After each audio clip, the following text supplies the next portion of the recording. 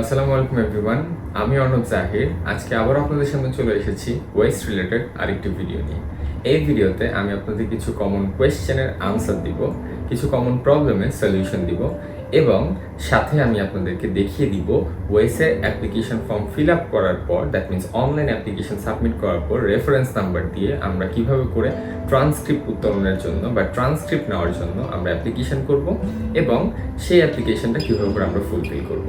So without wasting any time, let's jump into the video.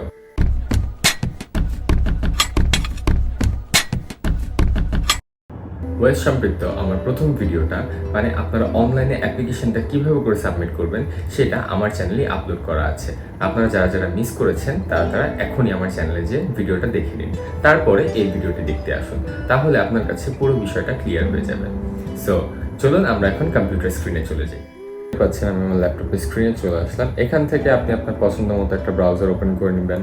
আমি এক্ষেত্রে Chrome use করতেছি। আমি এখানে ট্যাবগুলো খুলে রেখেছি, তারপর আমি আপনাদেরকে দেখিয়ে দিচ্ছি। ক্রোম ওপেন করে দেন হচ্ছে আপনি ওয়েস ট্রান্সক্রিপ্ট রিকোয়েস্ট ফর্ম এটা লিখে সার্চ যখনই করবেন, তখন এই ওয়েসের থেকেই আপনাকে একটা পিডিএফ ফাইল দেওয়া হবে। ওয়েসের ওয়েবসাইটে এই পিডিএফ ফাইলটা আপলোড করা আছে। আপনি সেই পিডিএফ ফাইলটা ওপেন করে নেবেন। ওপেন করে নেওয়ার পর আপনার কাছে এক্স্যাক্ট এইরকম একটা পিডিএফ ফাইল আপনার সামনে চলে আসবে। সো এটা হচ্ছে academic record request form. So আপনি যখন এই ফর্মটা ফিল আপ করবেন তখন আপনি একটু কশাসলি ফিল আপ করবেন। যেমন ধরেন এই ফর্মে ওয়েস থেকে যে রেফারেন্স নাম্বারটা দেওয়া হয়েছে সেটা অবশ্যই অবশ্যই অবশ্যই আপনি ফিল আপ করে দিবেন। যেমন ওয়েস থেকে সে ফর এক্সাম্পল আপনাকে রেফারেন্স নাম্বার দেওয়া হয়েছে 4532117 সামথিং 8। ওকে, সো এই টাইপের একটা রিকোয়েস্ট রেফারেন্স নাম্বার ওয়েস থেকে আপনাকে দেওয়া হবে, সেইটা আপনি নিজে ফিল আপ করে দিবেন।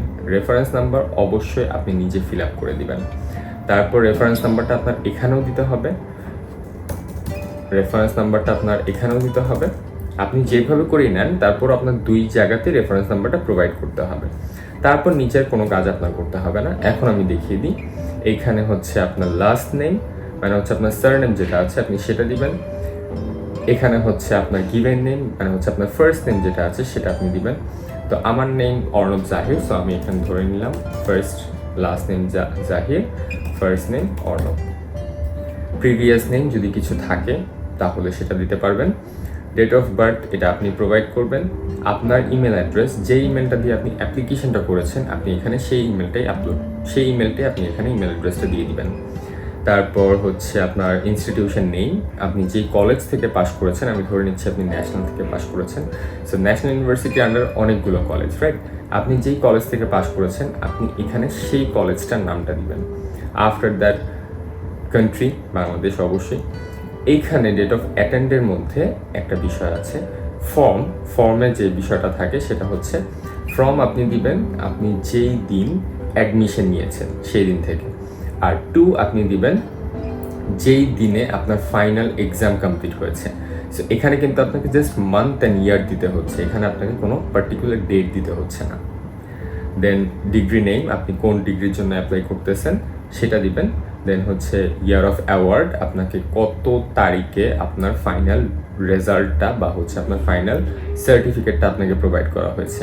এটা হতে পারে আপনি যদি প্রভিশনাল সার্টিফিকেট দিয়ে যদি আপনি অ্যাপ্লাই করেন, তো প্রভিশনাল সার্টিফিকেটে আপনার ইয়ার অফ অ্যাওয়ার্ডটা লেখা থাকবে, এটা আপনি অবশ্যই দিবেন। দেন হচ্ছে আপনার মেজর কী ছিল সেটা দিয়ে দিবেন, আর স্টুডেন্ট থাকাকালীন সময় আপনার রোলটা কী ছিল সেটা এখানে দিয়ে দিবেন। স্টুডেন্ট আইডি হতে পারে, স্টুডেন্টের রোল হতে পারে, সেটা আপনি এখানে দিয়ে দিবেন।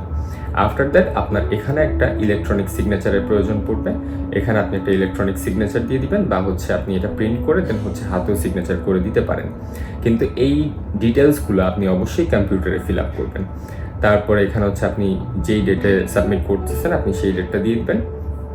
আর নিচের এই পার্টটা আপনি আনটাচ রাখবেন, শুধুমাত্র রেফারেন্স নাম্বার ছাড়া। বাকি পুরো বিষয়টাই আপনি আনটাচ রাখবেন, কারণ এই পার্টটা কিন্তু ফিল আপ করবে। দেখেন এই পার্টটা আমি ফিল আপও করতে পারছি না, ওয়েসের ওয়েবসাইট থেকে আমি এই পার্টটা ফিল আপও করতে পারছি না, কারণ এই পার্টটা ফিল আপ করবে প্রপারলি আপনার ইউনিভার্সিটি। আপনি যখন ন্যাশনাল ইউনিভার্সিটির কাছে যাবেন তখন তারা এই পার্টটা ফিল আপ করবে আপনার সার্টিফিকেট অনুযায়ী। আর এই পার্টটা ফিল আপ করে দেন আপনি এটা দুটো কপি করবেন। একটা কপিতে আপনি জাস্ট রেফারেন্স নাম্বার দিবেন, বাকি আর কোনো ডিটেলসই আপনি আপলোড করবেন না। আপনি জাস্ট রেফারেন্স নাম্বারটা দিয়ে নিয়ে যাবেন একটা। আরেকটাতে আপনি পুরো জিনিসগুলো আপনি সব কিছু ফিল আপ করবেন, করে দেন নিয়ে যাবেন। ন্যাশনাল ইউনিভার্সিটির গাজীপুরে যে অফিসটা আছে সেখানে আপনার যেতে হবে। আপনার কলেজে গেলে কিন্তু কোনোভাবেই কাজ হবে না। সো আপনি ন্যাশনাল ইউনিভার্সিটির হেড অফিসে যাবেন, সেখানে যে দেন আপনি এই ফর্মটা সহ আপনার যাবতীয় যেই সব ডকুমেন্ট আছে সেগুলো জমা দিবেন। সো দেখে দিলাম আপনাদের ফর্মটা কীভাবে করে ফিল আপ করতে হয়। এখন আরও কিছু কথা। ন্যাশনাল ইউনিভার্সিটি থেকে যখন আপনি আপনার একাডেমিক রেকর্ডটা রিকোয়েস্ট করতে যাবেন, তখন আপনাকে কিছু জিনিসপত্র নিয়ে যেতে হবে সাথে। প্রথম, যদি আপনার কাছে প্রফেশনাল সার্টিফিকেট থাকে, অরিজিনাল সার্টিফিকেট না থাকে, তাহলে কোনো সমস্যা হবে না, আপনি প্রফেশনাল সার্টিফিকেট দিয়েই অ্যাপ্লিকেশন করতে পারবেন। এখন আপনার কোন কোন ডকুমেন্টগুলো নিয়ে যাওয়া বাধ্যতামূলক ডকুমেন্টের মধ্যে একটা হচ্ছে আপনি অরিজিনাল আপনার একাডেমিক ট্রান্সক্রিপ্টটা উইথড্র করতে হবে। প্রফেশনাল একাডেমিক ট্রান্সক্রিপ্ট দিয়ে আপনার ইসিএটা আনফর্চুনেটলি এখন হচ্ছে না। সো আপনাকে অরিজিনাল ট্রান্সক্রিপ্টটা প্রথমেই আপনার ইউনিভার্সিটি থেকে কালেক্ট করতে হবে। অরিজিনাল ট্রান্সক্রিপ্ট কালেক্ট করার জন্য আমরা সবাই জানি আপনার অ্যাডমিট কার্ডটা নিয়ে যেতে হবে, 4 বছরের অ্যাডমিট কার্ড, দেন আপনার professional certificate, professional academic transcript, এগুলো নিয়ে যেতে হবে। তারপর আপনার ইউনিভার্সিটি সর্বোচ্চ 5 থেকে 7 দিন হয়তো সময় লাগাবে, এর মধ্যেই তারা আপনার অরিজিনাল ট্রান্সক্রিপ্টটা রেডি করে ফেলবে। অরিজিনাল ট্রান্সক্রিপ্টটা রেডি করে তারপরে আপনি অরিজিনাল ট্রান্সক্রিপ্টটা হাতে পেয়ে সেটা এক কপি ফটোকপি করবেন। ফটোকপি করে দেন আপনার যে একাডেমিক রেকর্ড রিকোয়েস্ট ফর্মটা আছে সেটার সাথে অ্যাটাচ করে দেন আপনি সাবমিট করবেন। সো এক্ষেত্রে সর্বোচ্চ হয়তো 5 থেকে 7 দিন সময় লাগতে পারে আপনাদের বেশি। সো এখন চলুন ঘুরে আসি কোয়েশ্চেন আনসার থেকে। তো আপনাদের অনেক কমেন্ট আমি পেয়েছি যেখানে আপনাদের অনেক রকম কোয়েশ্চেন ছিল, আপনাদের অনেক রকম প্রবলেম আপনারা ফেস করছেন। সেই প্রবলেমগুলোর সলিউশন দেওয়ার এখন আমি চেষ্টা করব। আপনাদের প্রথম কোয়েশ্চেন ছিল যে কোন সার্টিফিকেট দিয়ে আমরা ইসিএ করাবো। এটা খুবই মেজর একটা টপিক। যেমন ধরেন আপনার ব্যাচেলার কমপ্লিট হয়েছে, আপনার মাস্টার্স কমপ্লিট হয়েছে, এখন আপনি কোন সার্টিফিকেটটা দিয়ে আপনি ইসিএ করাবেন। দেখুন, ইসিএটা করানো হয় আপনি কানাডা বা ইউএস এর কোয়ালিফিকেশন অনুযায়ী বা কানাডা বা ইউএস এর লেখাপড়ার মান অনুযায়ী আপনি হাইয়েস্ট কোন সার্টিফিকেটটা হোল্ড করছেন সেটার উপর ডিপেন্ড করে। সো এখন আপনি ব্যাচেলারও করেছেন, আপনি মাস্টার্সও করেছেন, এখন যদি আপনি দুটোরই ইসিএ করান তাহলে শুধু আপনার টাকা ওয়েস্ট হবে। আপনার ইসিএ জাস্ট মাস্টার্সেরটা করালেই হচ্ছে, বিকজ আমরা সবাই জানি ব্যাচেলার না করলে কেউ মাস্টার্স করতে পারে না, রাইট? সো আপনার যদি ব্যাচেলার অ্যান্ড মাস্টার্স দুইটাই করা থাকে তাহলে আপনি শুধুমাত্র মাস্টার্সের সার্টিফিকেটটাই ইসিএ করাবেন। আপনার ব্যাচেলার সার্টিফিকেট ইসিএ করানোর কোনো দরকার নেই।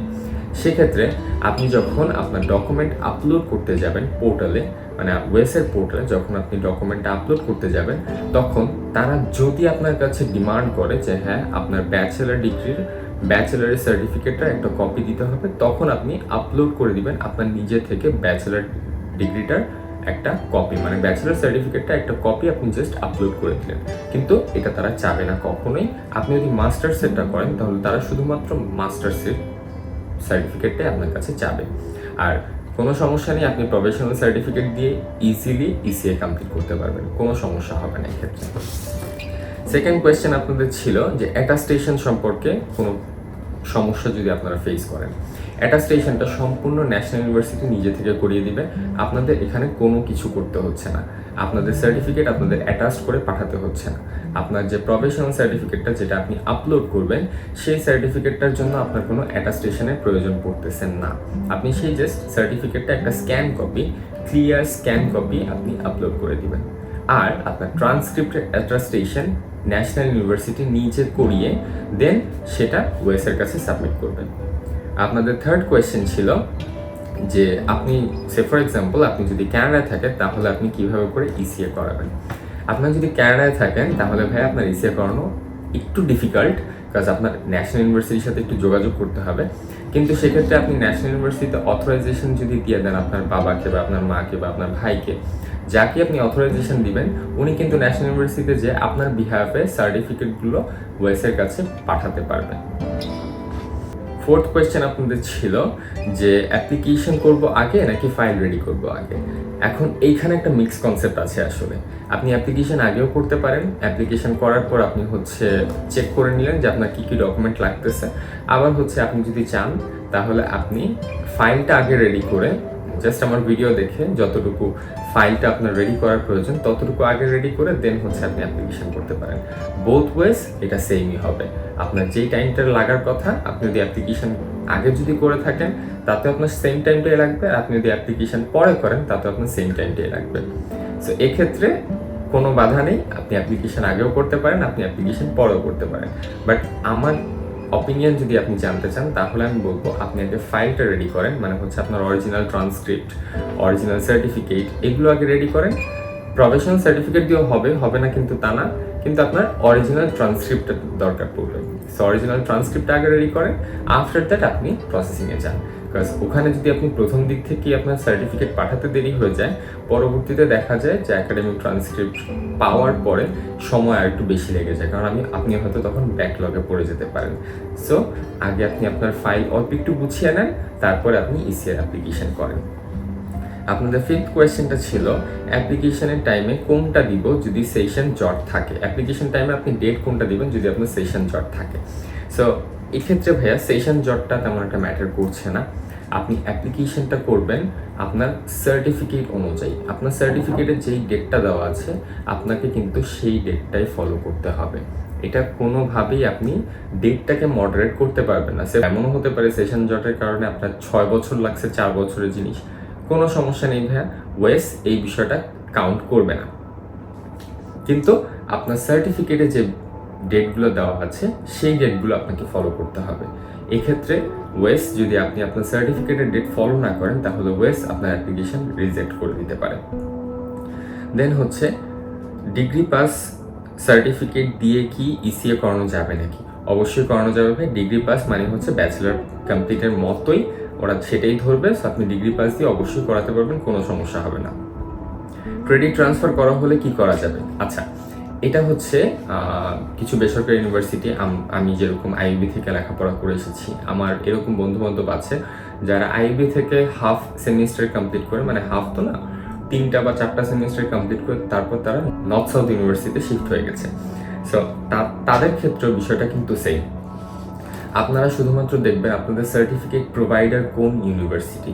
আপনাদের সার্টিফিকেট ফাইনাল সার্টিফিকেট প্রোভাইডার যদি থাকে নর্থ সাউথ, যদি আপনাদের ফাইনাল সার্টিফিকেট প্রোভাইডার থাকে আইইবি তাহলে আইইবি, আপনার যদি ন্যাশনাল তাহলে ন্যাশনাল।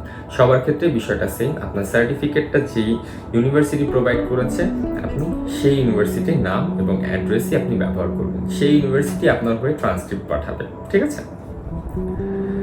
দেন হচ্ছে ইয়ার অফ অ্যাওয়ার্ডে কি দিব? আচ্ছা, ইয়ার অফ অ্যাওয়ার্ড ভাইয়া সেম জিনিস, আপনার সার্টিফিকেটে যেটা মেনশন করা আছে এক্স্যাক্টলি সেম জিনিসটাই আপনাকে আপলোড করতে হবে। দেন প্রফেশনাল সার্টিফিকেট দিয়ে হবে নাকি? অবশ্যই ভাইয়া হবে। গ্রেড কি বাড়ে নাকি? তো এটা হচ্ছে আমি আপনাদের অনেকজনের থেকে আমি এই কথাটা শুনেছি যে ইসিএ করলে নাকি গ্রেড বাড়তে পারে। সো ভাইয়া একাডেমিকের বিষয়টা হচ্ছে এরকম, আমি করিয়েছি ইমিগ্রেশন পারপাসে। সো ইমিগ্রেশন পারপাসে জিনিসটা এরকম, আমাদের ইমিগ্রেশন পারপাসে কোনো গ্রেড দেওয়া থাকে না, ইসিএ ডকুমেন্টে কোনো গ্রেড দেওয়া থাকে না। একাডেমিক পারপাসে হয়তো গ্রেডটা দেওয়া থাকে, কিন্তু এক্ষেত্রে আপনার একাডেমিক ট্রান্সক্রিপ্টের উপর বেস করে আপনার গ্রেড আসবে। এখন ইউএস, ইউকে, কানাডা, ইউএস আর কানাডা এই দুটো কান্ট্রির জন্যই আমাদের ইসিএ লাগছে, রাইট? সো এখন মাঝে মাঝে দেখা যায় যে ইউএসএতে কিছু ইউনিভার্সিটি হয়তো জিপিএ সিস্টেমে চলে। জিপিএ মানে হচ্ছে 5 আউট অফ 5, আর আমাদের বাংলাদেশের সব ইউনিভার্সিটি হচ্ছে সিজিপিএ স্টাইলে চলে। সো আপনার সার্টিফিকেট যদি জিপিএ স্টাইলে আসে, মানে আউট অফ 5 আপনি পেয়েছেন 4.5, সেটাকে যদি আমি 4-এ কনভার্ট করি তাহলে অবশ্যই আপনার রেজাল্ট কমে যাবে। আউট অফ 4 আপনি ধরেন, আউট অফ 5 যদি আপনি 4.5 পান তাহলে ধরেন আউট অফ 4 আপনি পাইলেন 3.2 বা 3.3, রাইট? এরকমই হয়ে যাবে কনভার্ট যখন আমি করব। আবার আউট অফ 4 যদি আপনি 3.5 পান তাহলে আউট অফ 5-এ কিন্তু আপনার 4.5 এর উপরে আসতেছে, রাইট? সো এই কনভার্সনটাই ভাই আসলে মেইন। এখানে আপনার রেজাল্ট বাড়বেও না, রেজাল্ট কমবেও না। আপনার জিপিএ মানে আপনার সিজিপিএ যেটা আছে সেটাই থাকবে, আপনার জিপিএ যেটা আছে সেটাই থাকবে। সো এই ছিল আজকের ভিডিও। হোপফুলি আপনাদের সবার খুব ভালো লেগেছে। আরও যদি আপনাদের কোনো কোয়েশ্চেন থাকে তাহলে leave it on the comment section. Next আরেকটা ভিডিও আসতে যাচ্ছে, সেটা থাকছে আমার আইএলসের এক্সপেরিয়েন্স নিয়ে, এবং আইএলস সম্পর্কে আমি কিছু টিপস অ্যান্ড ট্রিক্স দেওয়ার চেষ্টা করব। আমি কিছুদিন আগে আইএলস পারফর্ম করেছি, সো সেটার রেজাল্ট আমি পেয়েছি। সো দেখা হচ্ছে নেক্সট ভিডিওতে। ধন্যবাদ সবাইকে, ভালো থাকবেন, ভালো রাখবেন। ধন্যবাদ। আসসালামু আলাইকুম।